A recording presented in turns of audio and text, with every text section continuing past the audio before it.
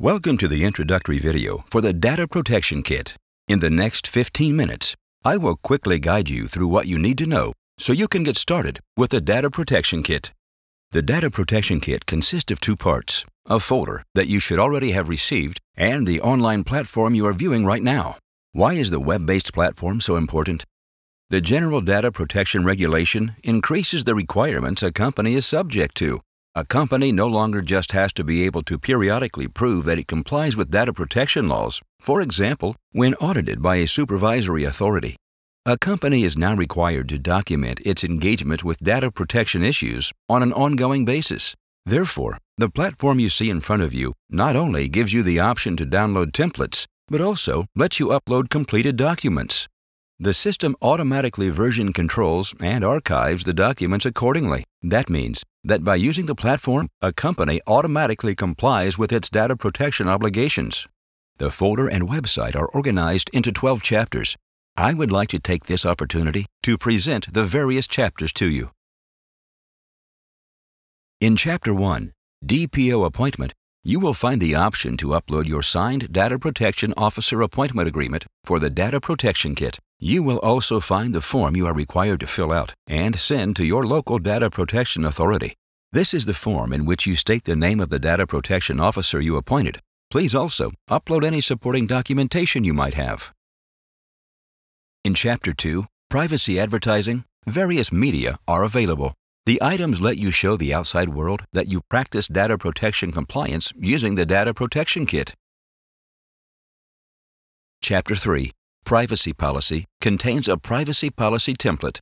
Creating a company privacy policy is one of the core requirements of regulators. They repeatedly underscore that businesses should document their core privacy processes in a comprehensive document. Please download the template, tailor it to your company's needs, let your company know about it. Then, upload the finalized document so it is stored in this chapter. Chapter 4, Records of Processing Activities, complies with the requirement of the General Data Protection Regulation that you document your processing activities.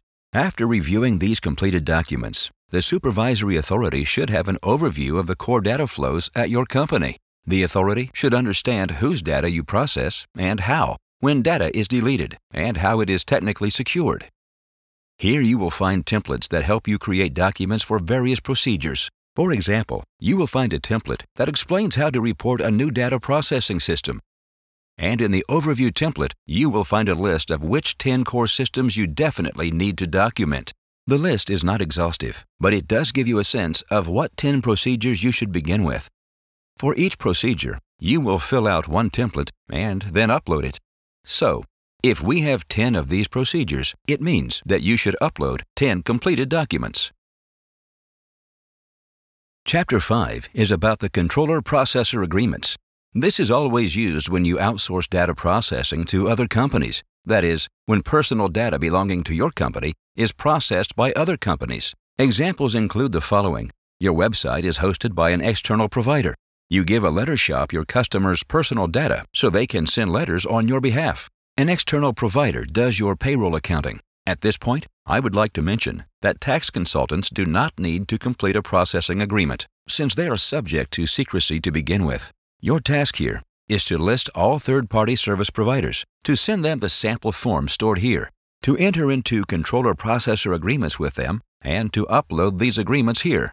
Of course, if your service provider has any templates for this, you can use them, provided they meet the minimum legal requirements. If you are a third-party service provider, in other words, if you process data for others, then you also need to enter into processor agreements with your customers. You can use our template to develop your own template, and you can use this platform to document the formation of this agreement by uploading the various agreements here. Let's move on to Chapter 6, IT Security. The General Data Protection Regulation places particular emphasis on compliance with IT security standards. Let me explain. If you fall below the minimum requirements for IT security in the future, you run the direct risk of being subject to a major fine. Moreover, you run the risk of having your IT systems shut down by the supervisory authorities. In speaking of minimum requirements, I would like to point out that this isn't an exact science. The requirements we list are based on personal talks we had with individual regulators. We tried to lay out these minimum requirements in the document entitled Technical Standards.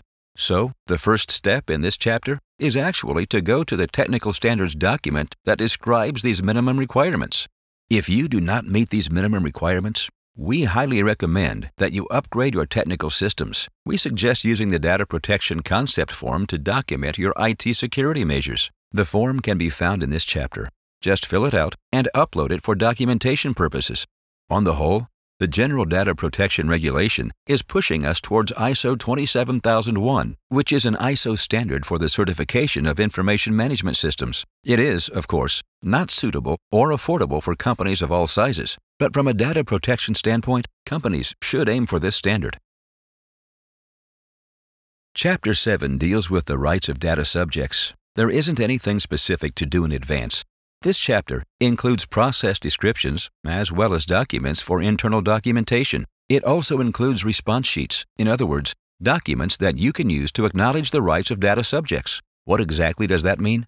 Data subjects, that is to say, individuals whose data you process, can bring various claims against the controller. Claims, for example, requesting information about the data that is stored about them. In some cases, claims demanding that data be deleted, blocked, or accessed. When these claims are asserted, please turn to the process description documents in this chapter. They are labeled PD. You will find a checklist of items to cover. The templates can be used for internal documentation and to issue responses. In the event that something like this occurs, upload the completed documents so the incident is documented in the system. In Chapter 8, you will find a template of a website privacy policy. You need a privacy policy on your website that provides an overview of all the data processing activities on your website. You need to create a link to your privacy policy on every page of your website. Firstly, the privacy policy describes the data processing activities done on the actual website. Secondly, we use the website privacy policy to comply with the general information obligations regarding the collection of data. Please add any categories that might apply to you and tailor the template to your company's needs. Then, publish it on your website. Chapter 9 focuses on the Privacy Impact Assessment. Again, there isn't anything specific to do up front. Under the General Data Protection Regulation, if you introduce a privacy-sensitive data processing system that entails particular risks for data subjects, then you are required to conduct a very extensive review of this system. The authorities specify exactly what constitutes such a system. Examples include sensitive video surveillance footage or a specific scoring procedure for applicants. In other words, systems that introduce new technology or that deeply encroach on the personality right or privacy rights of the data subject. For cases like this, you need to conduct an in-depth assessment. The templates to document the process can be found here. The data protection officer also needs to be involved in the assessment. Chapter 10. Data breach notification is also a chapter where, initially, there isn't anything to do. It is still an important chapter, but I hope none of you ever need it. In the future, companies will be required to report data protection breaches to supervisory authorities and data subjects to a greater extent. In other words, if you notice a data protection violation at your company, please consult this chapter. It contains a checklist, a description of the procedure to follow, sample templates to document the process internally, and templates to, in some cases, notify the supervisory authorities or data subjects. In Chapter 11, Privacy Awareness, you will find various employee-related documents. The document on the employee obligation to maintain data protection is important and cannot be emphasized enough. After having your employees sign it, please upload it here for documentation purposes. This chapter also offers templates for special cases of consent.